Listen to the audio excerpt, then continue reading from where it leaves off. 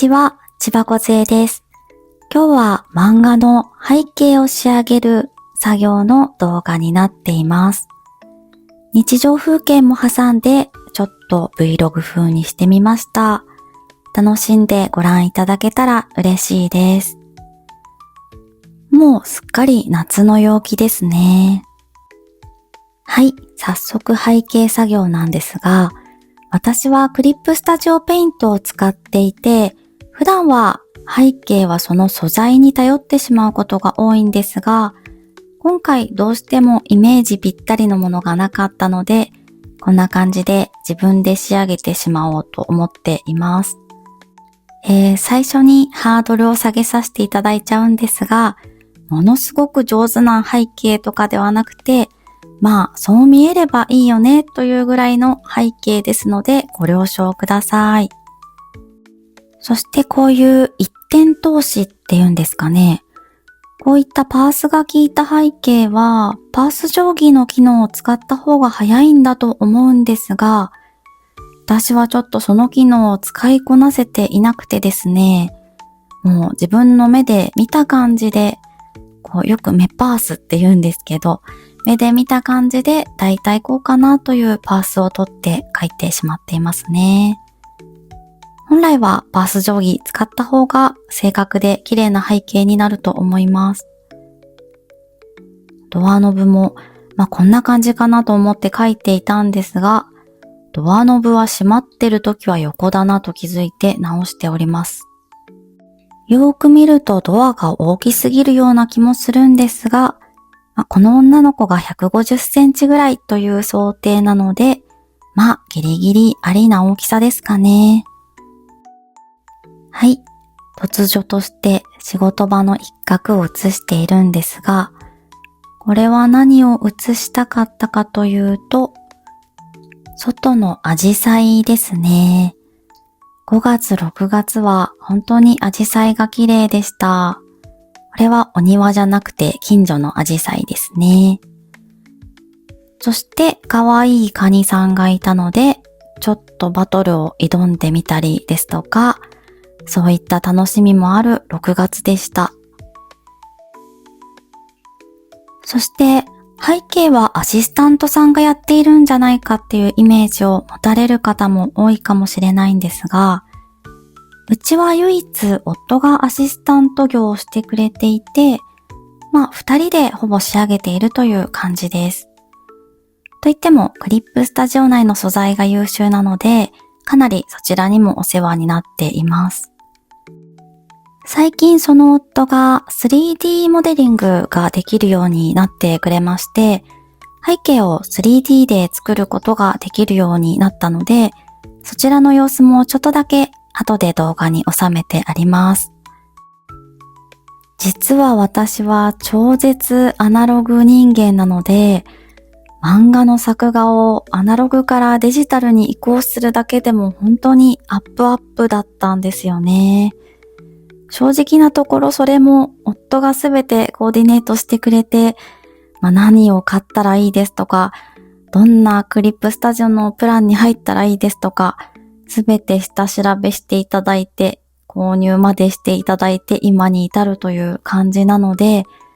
おそらく一生 3D モデリングはできるようにならないんじゃないかなと思っております。もうひたすら手書きの感覚に頼っていくっていう人生になってしまいそうですね。今使っているのは葉っぱブラシみたいなものです。ちょっと中が白すぎるかなということで、中を何か色をつけていこうかなと思って、このよく使う影線ブラシっていうのがあるんですけど、これでちょっと植木っぽさを出そうとしていますね。はい。よくご質問があるんですけど、この影線ブラシ、今ちょっと画面に被せてしまって申し訳ないんですが、この目の上のところをシャカシャカするのにもよく使っています。ここね、手で描くと時間がかかっちゃうところなので、この細めの影線ブラシをよく使います。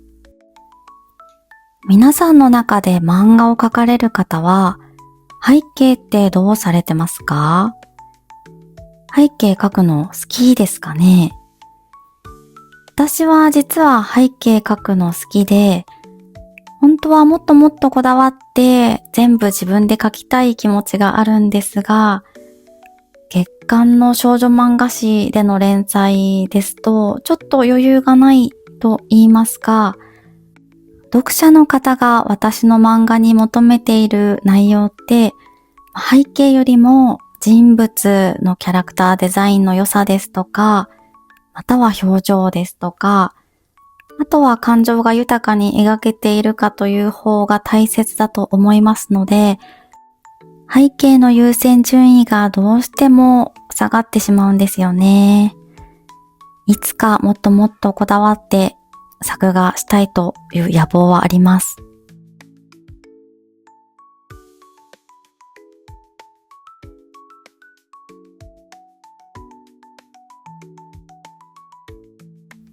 はい。そしてこれは夫のデスクのところなんですが、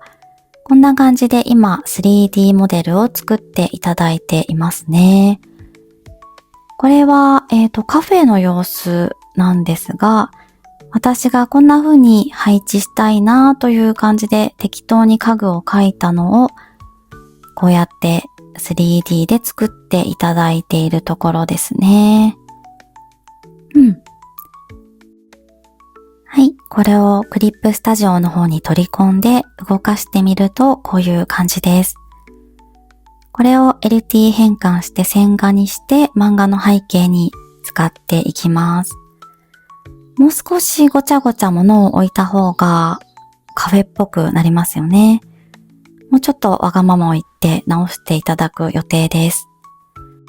はい。私は全く 3D モデリングは素人なのであれなんですが、これ夫1日ぐらいで作り上げられてたような気がしますね。慣れてしまえば早いんじゃないかなと思います。もしかしたらこれから漫画を描かれる方で、背景なんて描いたこともないよという方は、案外 3D モデリングを覚えてしまうというのもありなんでしょうかね。ただね、3D はちょっと曲線だったり自然物のようなものを作るのはちょっと得意じゃないようですね。動物とか植物を作ろうと思っても難しいかもしれません。はい。夫はこの本を一冊勉強してできるようになったとのことです。おすすめの本だそうです。この本に従って一個ずつやっていくとできるようになるんですって。ただしパソコンのスペックはまあまあ必要だそうですね。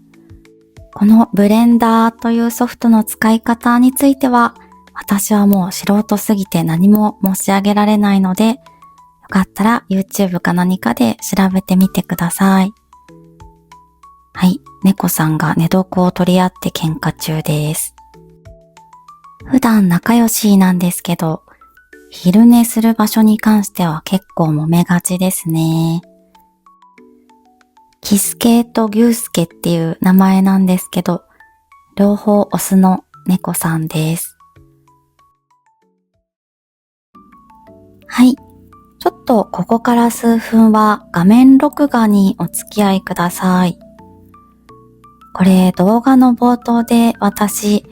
パース定規を使いこなせないって言ったんですけど、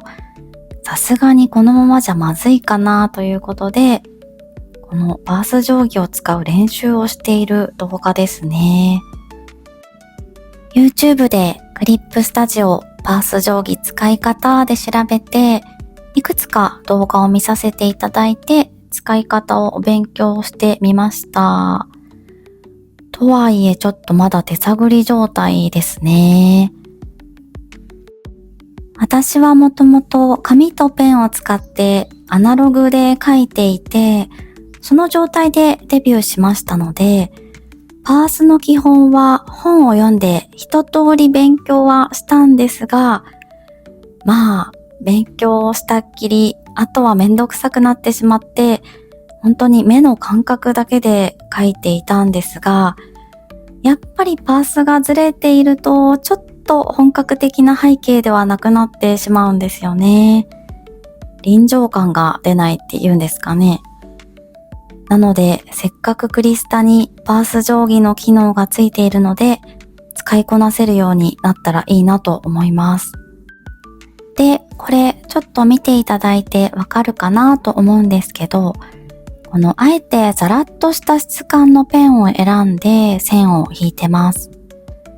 そうすることでちょっとアナログの風合いが出るかなと思ってそうしています。クリスタでダウンロードしたひもじいザラ強弱ペンっていうのを使っているんですが、これ人物の主線にもよく使っているペンですね。程よくザラッとした感じになるので気に入ってます。そしてこのパース定規を使っていると、このペンで自分の筆圧で強着をつけられるので、それもいいですよね。こんな感じで空気に接してる外側の面は太く、内側の折れ線みたいな、